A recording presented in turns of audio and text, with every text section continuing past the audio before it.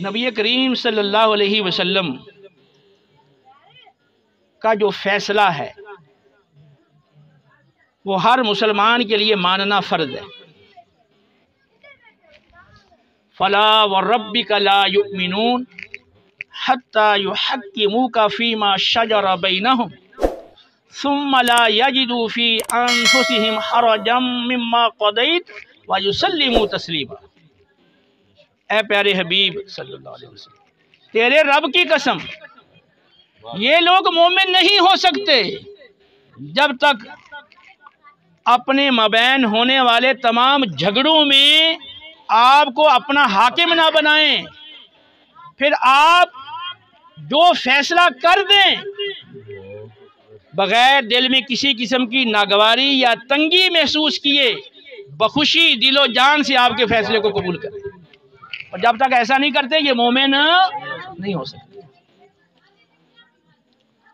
اب آپ بتائیں کہ آپ لوگوں کو اور دیگر جو ہمارے مسلمان بھائی ہیں ان کو نبی کے فیصلے کتنے منظور ہیں اور قبول ہیں اور ان کو ماننے کے لیے یہ تیار ہیں؟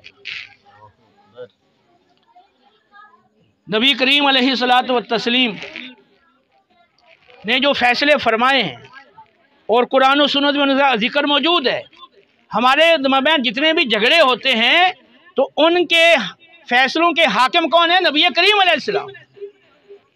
باقی کوئی مفتی ہے، کوئی شیخ الحدیث ہے، بہت بڑا عالم دین ہے، آپ اس کے پاس جاتے ہو اپنا جھگڑا لے کر تو وہ آپ کو نبی کا فیصلہ بتاتا ہے، اپنی طرف سے کوئی فیصلہ نہیں کرتا۔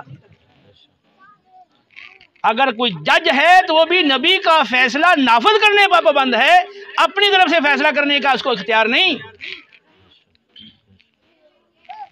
اب جو نبی کے فیصلے ہیں وہ تو محفوظ ہیں قرآن و سنت کی شکل میں۔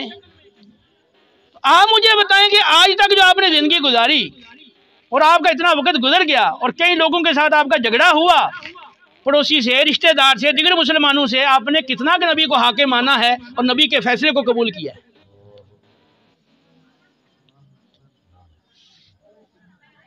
قرآن کہتا ہے یوصیکم اللہ فی اولادکم للذکر مثل حظ الانثیین، اللہ تمہیں تمہاری اولاد کے بارے میں تاکیدی حکم دیتا ہے کہ بیٹے کے لیے 2 بیٹیوں کے برابر حصہ ہے، بیٹے کا دگنا ہے، بیٹی کا بیٹے کے مقابلے میں آدھا ہے۔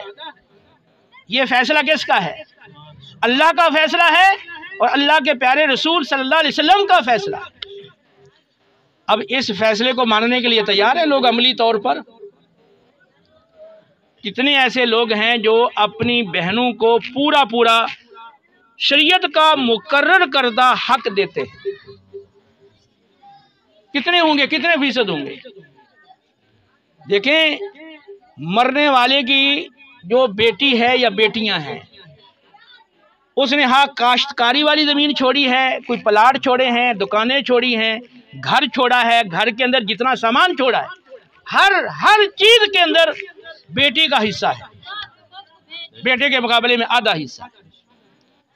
کوئی ایسا ہے کہ جس نے یہ پورے طور پر بیٹی اپنی بہن کو حق دیا؟ بلکہ بعض نادان قسم کے لوگ اپنی زندگی میں ساری جائیداد اپنے بیٹوں کو نام انتقال کروا دیتے ہیں تاکہ بیٹیاں لے نہ سکیں۔ اور یہ بات بھی سامنے آئی کہ بعض بڑے لوگ جن کی جائیدادیں زیادہ ہیں تو وہ اپنی بیٹی کی شادی اس لیے نہیں کرتے کہ اگر اس کی شادی کی تو اتنی جائیداد ادھر چلی جائے۔ میں ایک گاؤں میں بیان کرنے کے لیے گیا تو وہاں مجھے لوگوں نے اسپیشل کہا کہ آپ اس پہ گفتگو کریں کہ یہاں ایک بڑا آدمی ہے اور وہ صرف بیٹی کی شادی اس لیے نہیں کرتا کہ وہ بیٹی جائیداد سے حصہ لے جائے گی۔ اب مجھے آپ بتائیں نا کہ ہم کیسے مسلمان ہیں اگر نبی کا فیصلہ منظور نہیں ہے اور آپ دل میں تنگی محسوس کرتے ہیں اس فیصلے پہ عمل کرنے کے حوالے سے، اور اگر بہن اپنا حق مانگ لے تو بھائیوں کا انداز کیا ہوتا ہے؟ خوشی قبول کرتے ہیں نبی کے فیصلے کے، فیصلہ تو نبی کا ہے نا۔ تو اس حوالے سے ہمیں سوچنا ہوگا کہ ہمارا ایمان کس درجے کا ہے۔ آج تک آپ نے جو محفلیں سنی ہیں تو آپ نے نعرے سنے اور خوش ہوئے ہیں اور لنگر کھائے ہیں، لیکن ہم اصل مقصد سے دور ہیں۔ کاش ہماری محفلوں کے اندر اگر اصل مقصد کو بیان کیا جائے اور لوگوں کو شعور دیا جائے اور دین سکھایا جائے تو شاید آج یہ ہماری حالت نہ ہوتی۔ تو اب اس حوالے سے پھر آئندہ آپ کا کیا ارادہ ہے؟ نبی کریم علیہ السلام کا فیصلہ، ہاں وہ وراثت اور میراث کے حوالے سے ہو یا کسی اور جھگڑے کے حوالے سے ہو، دیگر امور کے بارے میں ہو، نبی کا فیصلہ ماننا عملی طور پر ہر مسلمان کے لیے ضروری ہے۔ اور دل میں نہ کوئی تنگی ہو، نہ دل میں نہ خوشی ہو، بلکہ دل و جان سے خوشی خوشی آپ کے فیصلے کو قبول کرنا یہ ضروری ہے۔ آئندہ سے پھر آپ اپنا ذہن بنا لیں۔ پہلے میں نماز کے حوالے سے ذکر کیا تو نماز کی آپ نے پابندی کرنی ہے اور گھر والوں کو اس کا حکم دینا ہے اور بچوں کو نماز کا عادی بنانا ہے، اور اگر سختی کی ضرورت پڑ جائے تو پھر سختی بھی کر کے نماز کا انہیں عادی ضرور بنانا ہے۔ اور دوسرے نمبر پر نبی کے جو فیصلے وہ ماننے ہیں، تو اس کے لیے پھر کیا کرنا ہوگا؟ کس طرح مانو گے فیصلے؟ پھر آپ کچہریوں میں جانا چھوڑ دیں، وکیلوں کو پاس نہ جاؤ، پٹواری اور یہ ججوں کے پاس جانے کی آپ کو ضرورت نہیں ہے نبی کے فیصلے کے لیے۔ وہاں جاتے ہیں، جھوٹ بولیں گے، جھوٹی گواہیاں قائم کریں گے، رشوتیں دیں گے، ذلت و رسوائی اٹھائیں گے جا کے، اور اپنی جہنم کا سامان تیار کریں گے آخرت میں۔ ظاہر ہے کہ کتنے گناہوں کا وہ ارتکاب کرتے ہیں۔ تو نبی کا فیصلہ اگر تمہیں منظور ہے تو پھر کچہریوں میں نہ جاؤ، پھر وکیلوں کے پاس، ججوں کے پاس نہ جاؤ، جو اہل سنت علماء ہیں، صحیح علماء، ان کے پاس آؤ اور ان سے آگے پوچھو کہ میرے نبی کا اس جھگڑے میں فیصلہ کیا ہے۔ آپ کا اپنے رشتہ دار سے جھگڑا ہے، اپنے پڑوسی سے جھگڑا ہے، کسی مسلمان سے جھگڑا ہے اور کسی قسم کا جھگڑا ہے، ہاں اس کا تعلق جائیداد سے ہے، ہاں اس کا تعلق ویسے کسی اور بات سے ہے، تو اپنے جھگڑے میں اب فیصلہ مانو اپنے نبی کو۔ تو جو نبی کے ورثاء ہیں اور جو نبی کی تعلیم سکھا رہے ہیں اور نبی کی تعلیم آگے پہنچا رہے ہیں، پھر ان کے پاس آؤ، آ کے نبی کا فیصلہ پوچھو، اور جو فیصلہ ہو پھر دل و جان سے خوشی قبول کر لو۔ پھر یہ نہ دیکھو کہ اس میں مجھے نقصان ہو رہا ہے، اس میں مجھے یہ ہو جائے گا، پھر اس کی پرواہ نہ کرو۔ نبی کا فیصلہ ماننے میں نقصان نہیں ہوتا، یہ تمہاری بھول ہے۔ اگر تم نبی کے فیصلہ ماننے کے لیے اگر تمہیں اپنی جان دینی پڑے، سب کچھ بھی دینا پڑے، تب بھی نقصان نہیں ہے، آپ کا فائدہ ہے اس کے اندر۔ ہماری عقل ناقص ہے، جیسے ہم سمجھتے ہیں کہ شاید اس میں نقصان ہے۔ عَسَىٰ أَن تَكْرَهُوا شَيْئًا وَهُوَ خَيْرٌ لَكُمْ وَعَسَىٰ أَن تُحِبُّوا شَيْئًا وَهُوَ شَرٌّ لَكُمْ وَاللَّهُ يَعْلَمُ وَأَنتُمْ لَا تَعْلَمُونَ۔ اللہ فرماتا ہے کہ ہو سکتا ہے کہ ایک چیز تمہیں ناپسند ہو، بری لگتی ہو، لیکن وہ تمہارے حق میں بہتر ہو، اور ہو سکتا ہے کہ ایک چیز تم پسند کرو، تم اچھا سمجھو، لیکن تمہارے حق میں بری ہو۔ اللہ جانتا ہے، تم نہیں جانتے ہو، اس لیے اللہ نے جو بیان کیا اور اللہ کے پیارے حبیب علیہ السلام نے تمہیں سنایا، اب اس پہ چلو اور اس کو سمجھو، یہ بہتر ہے۔ یا ایھا الذین آمنوا اذا نودی للصلاۃ من یوم الجمعہ فاسعوا الی ذکر اللہ وذروا البیع ذلکم خیر لکم ان کنتم تعلمون۔ اے اہل ایمان، جب جمعہ کے روز نماز کے لیے اذان دی جائے تو پھر فاسعوا الی ذکر اللہ،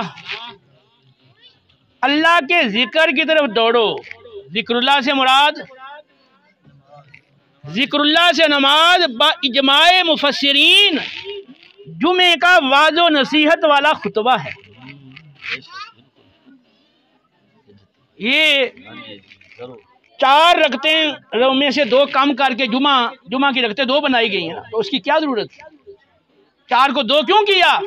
تاکہ 2 کی جگہ تم وعظ و نصیحت سنو، اور تاکہ پورے ہفتے کے اندر جو غفلت طاری ہوئی ہے دوبارہ سے تمہارے اندر وہ فکر آخرت پیدا ہو جائے اور تم دین سیکھ سکو۔ تو یہ جمعۃ المبارک کا خطبہ وہ دین سیکھنے کا اور فکر آخرت پیدا کرنے کا وہ بہترین ذریعہ ہے۔ لیکن مسئلہ یہ ہے کہ یہ جو محافل ہیں یہ بھی تو اس کا بہترین ذریعہ ہے، لیکن ہم نے جو اصل مقصد یہ تھا اس کو چھوڑ دیا۔ اب لوگ جو ہے نا وہ وذروا البیع، قرآن کہتا ہے چھوڑ دو خرید و فروخت، سارے کام چھوڑ دو، ساری مصروفیات ختم کرو، اب فوری آؤ اللہ کی بارگاہ میں جھکو آ کے اور جمعے کا خطبہ سنو، وعظ و نصیحت سنو، اور یہ تمہارے لیے کیا ہے؟ قرآن کہتا ہے بہتر ہے۔ اگر تم علم رکھتے ہو تو یہ تمہارے لیے بہتر ہے۔ اگر ایک شخص واقعی اپنے لیے ایک چیز کو بہتر سمجھتا ہے تو اس کو اختیار نہیں کرے گا؟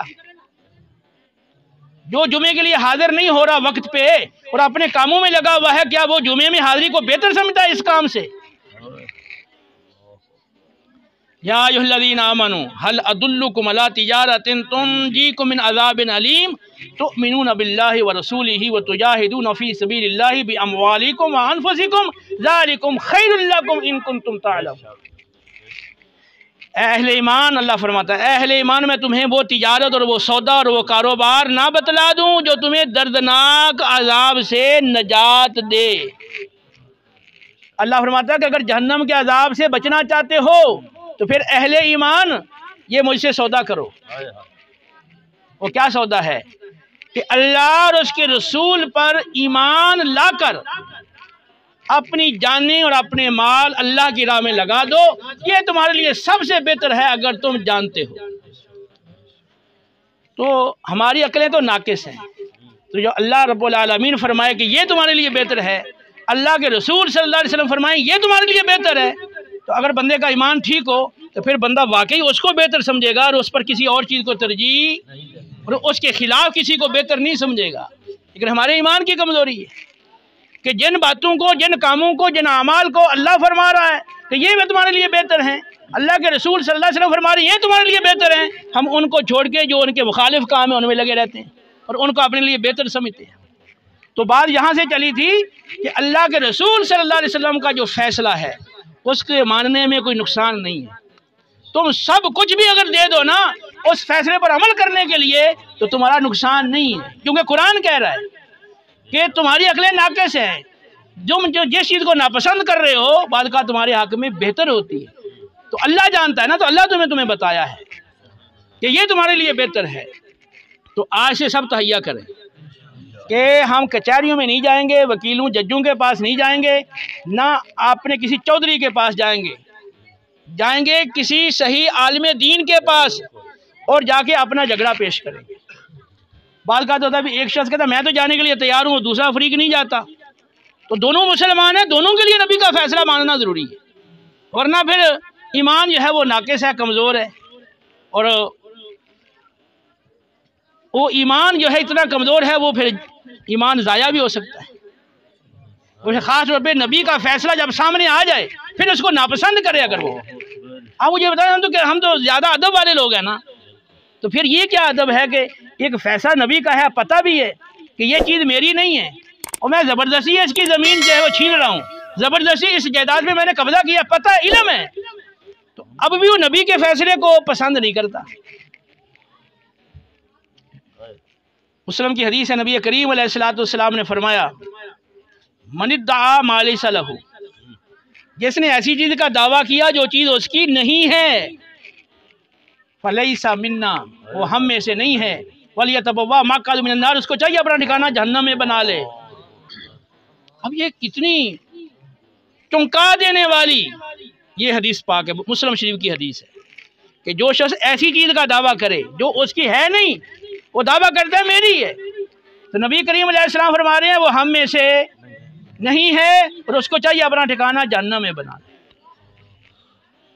اب روزانہ کچہریوں میں کتنے ایسے دعوے کیے جاتے ہیں کہ وہ دعوے میں لوگ جھوٹے ہوتے ہیں، وہ چیز ان کی نہیں، لیکن وہاں پر وہ دعویٰ بھی کر رہے ہیں، اس پہ گواہیاں بھی قائم کر رہے ہیں، جھوٹی گواہیاں بھی قائم کر رہے ہیں۔ اب آپ مجھے بتائیں کہ جس کو یہ سب کچھ پتہ ہے، کسی مفتی کے پاس بھی جانے کی ضرورت نہیں کہ پتہ ہے یہ چیز میری نہیں ہے، یہ زبردستی میں نے قبضہ کیا ہوا ہے، اس کو پتہ بھی ہے کہ جو قرآن و سنت کا فیصلہ وہ تو یہی ہے کہ یہ چیز اس کی ہے، میں اس کو لوٹا دوں۔ اب وہ وکیل کو رشوت دیتا ہے، وکیل کے منشی کو پیسے دیتا ہے، جج کو اور جج کے جو اسسٹنٹ ہے اس کو پیسے دیتا ہے، اور پھر کسی بندے کو کھلا پلا کے اس کو جھوٹی گواہی دینے کے لیے تیار کرتا ہے، اس کو بتاؤ نبی کا فیصلہ پسند ہے، پھر اس کا ایمان کا حال دیکھیں وہ کیا ہے۔ تو ایسی لوگ محفلوں میں نعرے لگا رہے ہوتے ہیں غلامی رسول میں موت بھی قبول ہے، یہ کیسے قبول ہے؟ نبی کا فیصلہ تو قبول نہیں ہوا، آپ کو تھوڑے سے مال کی خاطر اپنے ایمان کو بیچ دیا آپ نے۔ تمہارے ہاں نبی یہ نبی کا جو حکم ہے یا ایمان جو ہے اس کی یہی قیمت ہے؟ اتنا ہی کہ تم ایمان کو قیمتی سمجھتے ہو کہ تھوڑی سی جائیداد کی خاطر اپنا ایمان بیچ دیا؟ اور کتنے ایسے لوگ ہیں کہ بعض ایسے ممالک ہیں جہاں مسلمانوں کو ویزا نہیں ملتا، تو وہاں ڈاکومنٹس کے اندر، کاغذات کے اندر قادیانی لکھ کے، قادیانی اپنے آپ کو شو کر کے وہاں پہنچتے ہیں۔ اب بتائیں ان کا نبی سے کیا رشتہ ہے؟ اب نہ تو پڑھتے ہیں نا کہ میرا رشتہ اپنے نبی سے کل بھی تھا اور آج بھی ہے، لیکن یہ رشتہ دار دیکھے تو صحیح، عمل کے اعتبار سے دیکھے نا اگر رشتہ کتنا مضبوط ہے۔ رشتہ تو مال سے ہے، جس کی خاطر آپ جھوٹ بھی بول رہے ہیں، دھوکے فراڈ بھی کر رہے ہیں، جس کی خاطر آپ نمازیں بھی چھوڑ رہے ہیں، وراثت میں حق بھی مار رہے ہیں، جس مال کی خاطر آپ کو کوئی سمجھ میں نہیں آتا کہ آپ کتنی شریعت کی خلاف ورزیاں کر رہے ہیں، تو آپ کہہ رہے ہیں کہ نبی سے رشتہ کل بھی تھا اور آج بھی ہے، وہ زبان کی نوک تک ہے۔ اللہ کے بندو، یہ جو میں آپ کو تھوڑا جھنجھوڑنے کی کوشش کر رہا ہوں تاکہ آپ اپنے نبی کی صحیح غلامی میں آؤ پورے طور پر۔ جب تک نفس کی غلامی میں جکڑے ہوئے ہو پھر نبی کی غلامی کیسے ہو سکتی؟ ایک ہے نفس کی غلامی اور ایک ہے نبی کی غلامی۔ اب جو شخص نفس کی غلامی میں جکڑا ہوا ہے اور اپنی خواہشات کو پورا کرنے میں دن رات وہ سوچتا ہے اور دن رات اس کی فکر کرتا ہے، تو پھر وہ نبی کی غلامی کیسے کرے گا؟ وَأَمَّا مَنْ خَافَ مَقَامَ رَبِّهِ وَنَهَى النَّفْسَ عَنِ الْهَوَىٰ فَإِنَّ الْجَنَّةَ هِيَ الْمَأْوَىٰ۔ جس کے دل میں ڈر پیدا ہو گیا کہ رب کی بارگاہ میں کھڑے ہو کر پوری زندگی کا حساب کیسے دوں گا، اس تصور سے وہ اس کے اندر ڈر پیدا ہو گیا اور دنیا میں وہ اپنے رب سے ڈرنے لگا۔ وَنَهَى النَّفْسَ عَنِ الْهَوَىٰ، پھر اپنے نفس کو لگام دی، اس نے اپنے نفس کو بری خواہشات سے روک لیا، اپنے نفس کے اوپر اس نے کنٹرول کر لیا، قابو پا لیا۔ فَإِنَّ الْجَنَّةَ هِيَ الْمَأْوَىٰ، پس اس کا ٹھکانہ جنت ہے۔ تو نبی کریم علیہ السلام نے تو پوری زندگی آپ کو اپنی امت کو نفسانی خواہشات پر کنٹرول کرنا سکھایا، لیکن افسوس یہ ہے کہ ہم ہر معاملے میں اپنی خواہشات کو مقدم رکھتے ہیں۔ ایک طرف اللہ کا حکم ہے، اللہ کے رسول کا حکم ہے، ایک طرف ہماری اپنی خواہش ہے۔ اب اللہ کا حکم بھی چھوڑا، نبی کا حکم بھی چھوڑا اور اپنی خواہشات پہ عمل کیا۔ اب بتائیں یہ نبی کی غلامی کیسے ہے؟ لیکن ایسا ہے نہیں کہ اللہ کا حکم چھوڑ کے، اللہ کے رسول صلی اللہ علیہ وسلم کا حکم چھوڑ کے لوگ اپنی خواہش پہ عمل کر رہے ہیں۔ نماز کیوں نہیں پڑھ رہے؟ کہ اب جناب اٹھیں، وضو کریں، مسجد میں جائیں اور پھر اس میں کچھ وقت اپنا صرف کریں۔ اب ٹی وی کے سامنے بیٹھے ہیں، موبائل میں لگے ہیں، کوئی تقریب ہے اس میں لگے ہیں، تو اب وہ جو سہولت ہے، وہ آسانی ہے، وہ آسائش ہے، اور جو نفس کو پسند ہے اب وہ چیز چھوڑ کے اب وہ نماز پڑھنے کے لیے اور مسجد میں جانے کے لیے تیار نہیں۔ اب غلامی کس کی ہو رہی ہے؟ نبی کی ہو رہی ہے یا نفس کی ہو رہی ہے؟